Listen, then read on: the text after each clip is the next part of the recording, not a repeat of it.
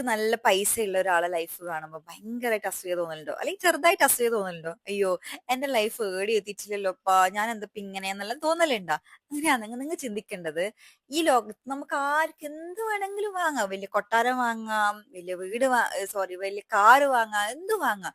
പക്ഷെ അതിന് നമ്മൾ സ്വയം വിചാരിക്കണം. ഈ ഇന്നിപ്പോ എന്റെ ഒരു മോട്ടിവേഷൻ വീഡിയോ, അല്ലെങ്കിൽ വേറെ ഏതെങ്കിലും മോട്ടിവേഷൻ വീഡിയോ, അല്ലെങ്കിൽ ഒരാൾ വലിയ വീഡിയോ എടുക്കുന്ന കണ്ടിട്ട് മോട്ടിവേറ്റ് ആയിട്ട് ഒരു ദിവസമല്ല ഇത് ചെയ്യേണ്ടത്.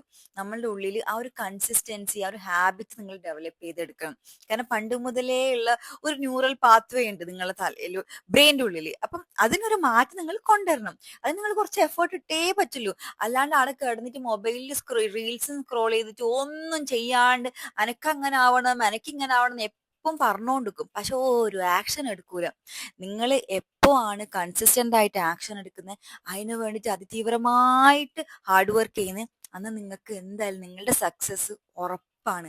അല്ലാണ്ട് വേറൊരാളെ ലൈഫ് കണ്ടിട്ട് അസൂയപ്പെട്ടിട്ട് യാതൊരു കാര്യമില്ല.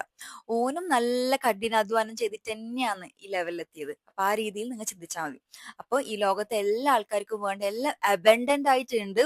അപ്പൊ നമ്മൾ അതിന് വേണ്ടിയിട്ട് ഹാർഡ് വർക്ക് ചെയ്താൽ മാത്രം മതി. ഓക്കെ.